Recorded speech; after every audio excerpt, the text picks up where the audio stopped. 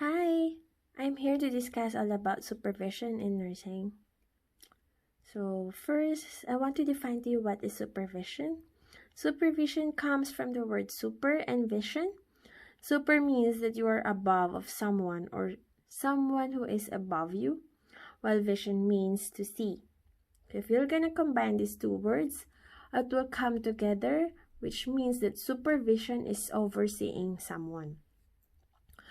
Supervision is simply a form of directing, guiding, and controlling a workforce or an individual to see if what they are doing are according to plan and according to the assigned task to them.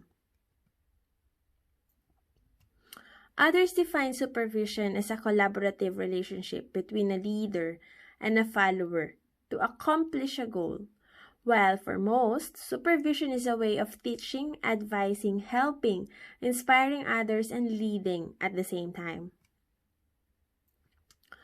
Supervision, according to Davis and Bedeau, 2010, is a forum for reflection and learning, in which an interactive dialogue takes place between at least two people. The dialogue shapes a process of review, reflection, critique, and replenishment for professional practitioners. What is instruction? Instruction are the advices or information about how to do or perform a certain thing, task, or procedure. It is also the directions coming from the top management or the one who is above you in order to attain the goal or deliver a task properly. Leadership. Leadership is the ability to inspire and influence others, to contribute to the attainment of objectives. Of course, being a leader, you need to be a role model. Stages of leadership, we have autocratic, democratic, and participative leadership. What is management? Management is an act of securing maximum results with a minimum of effects so as to secure maximum prosperity and happiness for both employer and employee. It is a process of reaching organizational goals by working with and through people and other organizational resources. So, what is management process? What does it include? Management process includes gathering data. You diagnose a problem, you plan, you interview, and you evaluate the outcome. So it consists of working with human and physical resources, an organizational and psychological process within a creative and an innovative climate for realization of organizational goals. Henry Fayol identified management functions such as planning, organizing, commanding, coordinating, and controlling, while Luther Gullitz expanded this and introduced 7 activities of management, which includes planning, organizing, staffing, directing, coordinating, reporting, and budgeting. So, what are the 4 functions of management? First, planning. Planning is which wherein you choose a goal. Organizing, which wherein you work together as a team. Leading is which wherein you or someone is coordinating. Controlling is you monitor and measure. First, planning. Let's discuss planning. In planning, you need to decide in advance what is to be done. It charts a course of action for future. It aims to achieve a coordinated and consistent set of operations aimed at a desired objective. So there are 3 steps in planning. First, you determine which goals. How should the goal be attained? And how should resources be allocated? Next is organizing. In organizing, we relate people and things to each other in such a way that they are all combined and interrelated into a unit capable of being directed toward organizational objective. Work activities required for the organizational performance are separated through two differentiation.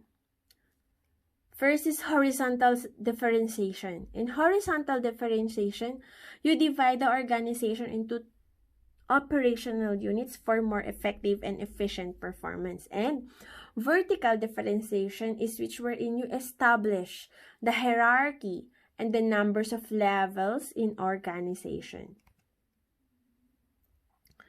So next is directing.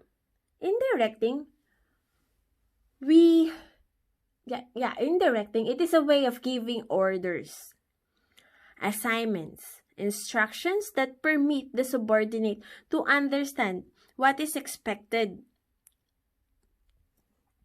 and the guidance and overseeing of the subordinate so that he can contribute effectively and efficiently to the attainment of the organizational objectives.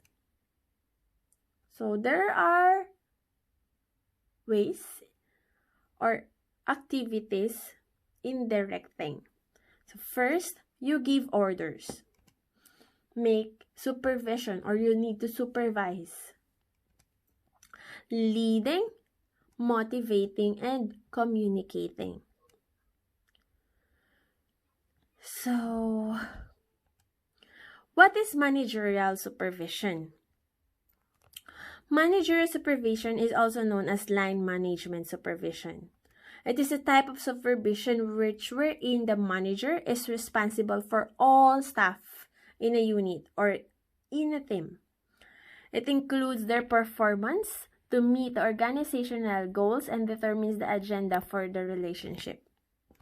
It is also a hierarchical reporting process concerned with the evaluation and appraisal of a practitioner's performance. Line manager. Line manager is the one who is responsible and contribute to professional supervision strategy. He or she works in order to raise awareness and challenging negative perceptions of professional supervision. He or she develops as well in policies. Instructional supervision. So what is instructional supervision? Instructional supervision ensures that implementation of educational mission was being provided to students by overseeing, equipping, and empowering. The goal or plan of this kind of supervision should be SMART. SMART in terms of like specific, measurable, attainable, realistic, and time-bounded. In instructional supervision, it is necessary to focus on research or the surrounding. What are the best practices? It fosters growth on the educator, students, and their family as well. Clinical supervision. Clinical supervision develops the sense of responsibility to grow professionally, analyze one's performance, and accept change. And, of course, when you accept change, you need to assist. Clinical supervision is goal-oriented. It is systematic. It requires high degree of mutual trust, as reflected in understanding, support, and commitment to growth. In this kind of supervision, it assumes that the supervisor knows about the analysis of instruction and learning and human interaction as well. Clinical supervision includes planning, observation, analysis, giving feedback, and reflection. Clinical supervision helps to manage the personal and professional demands in nurses' nature of work. It helps us nurses to know what are the feedback regarding our skills or even our performance and what are the things that we can improve more. It can also contribute for our professional development. With clinical supervision, it helps to ensure that our patients receive high-quality care at all times. It is also associated with high levels of job satisfaction. It can reduce the fast turnover rate and effectiveness of staff. So I hope I was able to give you a picture of what is supervision.